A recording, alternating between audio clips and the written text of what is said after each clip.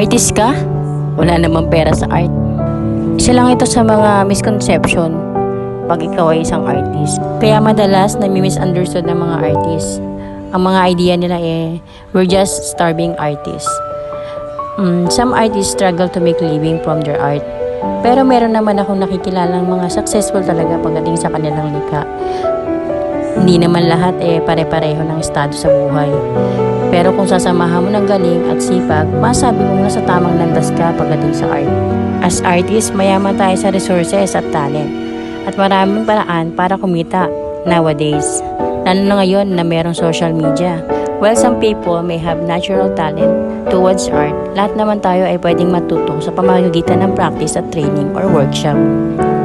Sabi pa nila, artists are loner. May mga artist talaga na prefer nilang magtrabaho ng tahimik at mag-isa. Pero meron din naman akong nilang mga artist gaya ko na mahilig sa collaboration with other artists. At masaya rin naman kami na nakakasama sa mga creative community. Artists daw are always inspired. This is not true.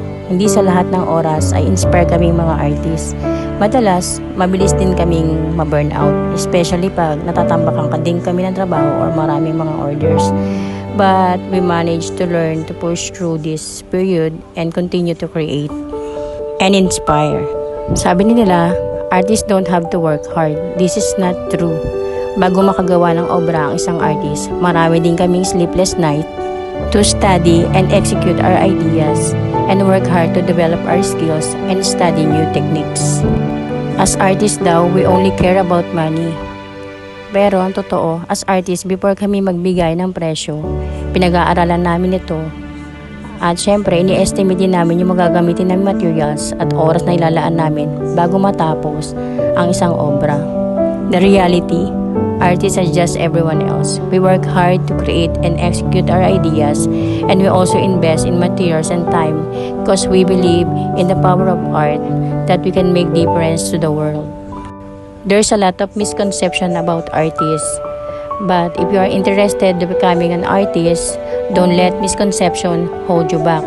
Kung gusto matutong mag-paint, mag-clay, mag-sculpt, or anything basta related sa art, just remember that it takes time, hard work, dedication, and perseverance to succeed in any field.